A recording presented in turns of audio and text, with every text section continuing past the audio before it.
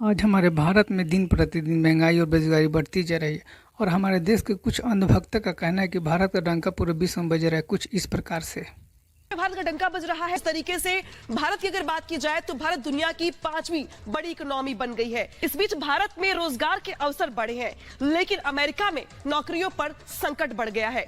इस बीच अमेरिका की अगर बात की जाए तो वहां पे कर्ज तो बढ़ रहा है, बल्कि अब भारत जो है उसका वर्चस्व बढ़ रहा है। मजबूती के साथ भारत आगे बढ़ रहा है, रोजगार के अवसर बढ़ रहे हैं और पूरी दुनिया में भारत का डंका बज रहा है। सोचिए कितना मूर्ख बना रहे हैं ये टीवी न्यूज़ वाले। इनका कहना है कि अमेरिका पर कर्ज बढ़ रहा है और भारत में रोजगार का अवसर बढ़ रहा है। अमेरिका में नौकरी पर संकट बढ़ गया है और विश्व में भारत का डंका बज रहा है। मैं पूछना चाहूँगा कि किस बात की डंका बज रहा है दोस्तों। 2014 में भारत का कुल कर्ज 55 लाख करोड़ था, जो 2023 तक बढ़कर 205 लाख करोड़ हो चुका है, जबकि उस समय इतनी महंगाई बेरोजगारी भी नहीं थी। भारत में आज 80% युवा बेरोजगार है। इस ललन टॉप के रिपोर्ट को देखिए।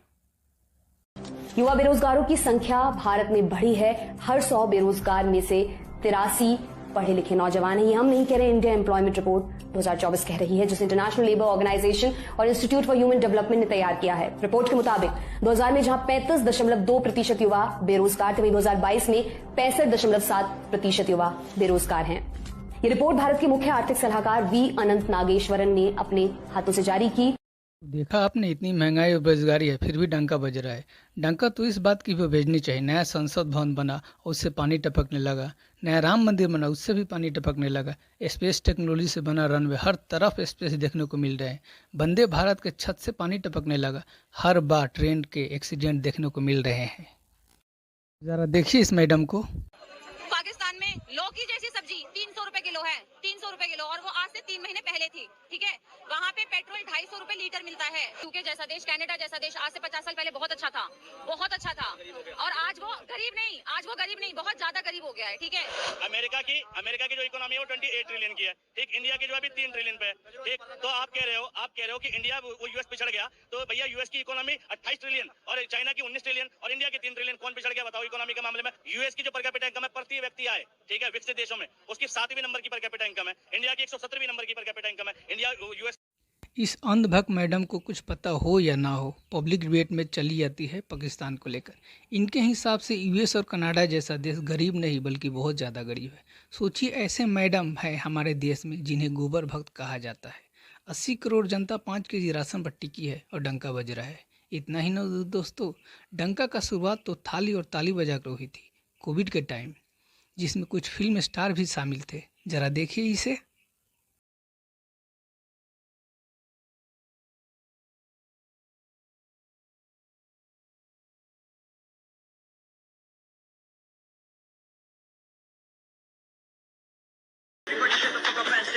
यह जो डंका बजाया जा रहा था कोविड को भगाने के लिए, काफ़ी लोगों ने इस डंका को बजाया, पर क्या इस डंका के डर से कोविड को भगाया गया था? कितने लोगों ने इस डंका को बजाया? यह एक तरह का अंधविश्वास था जिसमें पढ़े लिखे लोग भी बढ़ चढ़ के भाग लिए थे। खैर, अगले टॉपिक पर आगे बढ़ते हैं। आज भारत सरकार हमारे ऊपर प्रतिवर्ष टैक्स लगा रही है, जिसे गोबर भक्त कभी नहीं देख पाएंगे, नहीं समझ पाएंगे। सर, पिछले 10 सालों में टैक्स लगा कर सरकार ने एक देश के आम आदमी का खून चूस लिया। अब आप मानिए, आप 10 रुपए कमाते हैं, उसमें से 3-3.5 रुपए आप इनकम टैक्स के माध्यम से दे देते हैं, 2 रुपए 2.5 रुपए जीएसटी आपका चूस लेता है, 1.5-2 रुपए आपका कैपिटल गेन टैक्स लगता है, सेस सरचार्जेस 1-1.5 रुपए के लग जाते हैं, तो मात्र 10 रुपए में से 7-8 रुपए तो सरकार के खजाने में चला जाता है। तो आम इंसान को मिलता क्या है, आम आदमी को मिलता क्या है? और सरकार जो हमसे इतना टैक्स लेती है उसके बदले में सरकार हमें देती क्या है? कौन सी ऐसी अंतर्राष्ट्रीय सेवाएं, world class health care, education, transport सुविधाएं सरकार बदले में देश। तो देखा आपने कितने प्रकार के टैक्स हमसे वसूले जा रहे हैं। इस संदर्भ में आचार्य चाणक्य का कहना था कि जिस प्रजा के ऊपर कर ज़्यादा होता है वह राज भिखारी बन जाता है और राजा उस धन का दुरुपयोग करने लगता है। और आज हमारे देश में वही सब हो रहा है। इतना ही नहीं, जब द ललन टॉप के एक वरिष्ठ पत्रकार सौरभ त्रिवेदी ने एस जयशंकर से कुछ सवाल पूछे तो उनका जवाब कुछ इस प्रकार से था। क्या प्रधानमंत्री नरेंद्र मोदी ने पुतिन और जेलेंस्की को फोन करके युद्ध रुकवाया था? मैं अजीत डोभाल साहब ने 2-3 दौरे किए कतर के। हो सकता, पता नहीं मुझे। आपने मना भी नहीं किया? नहीं। शाहरुख खान की मदद भी ली गई? मैं आपको डोकलाम में क्या हुआ sir? No, in Doklam was a different issue. Now I am talking about Galwan. हाँ। स्थिति क्या है भारत और चीन के बीच सीमा को लेकर? स्थिति ये है कि कुछ जगह देखिए 15-16 जून को क्या वो हमारी टेरिटरी में घुस आए थे? सॉरी 15-16 जून की दरमियानी रात क्या चीन की सेना भारत की सीमा के अंदर घुस आई थी?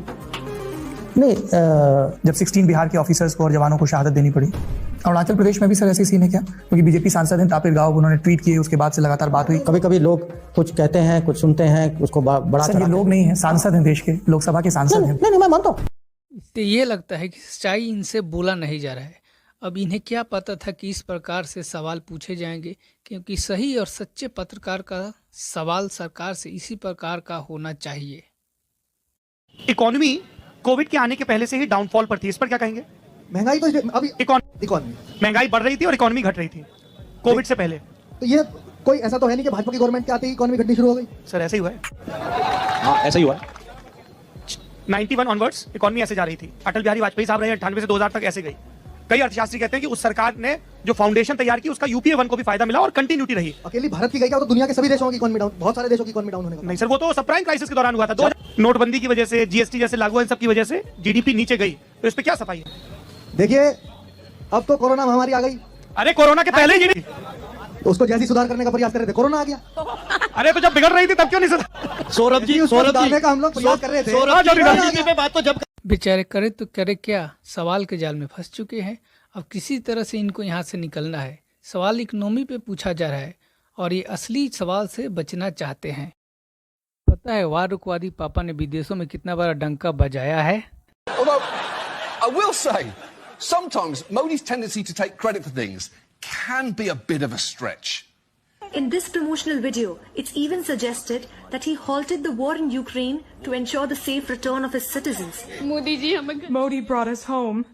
He stopped the war, Dad. Wait, he stopped the war? Are you completely sure about that? Because I feel like I'd remember if Modi had somehow hit pause on the war in Ukraine, like it's a Call of Duty game, and his mom just called him for dinner.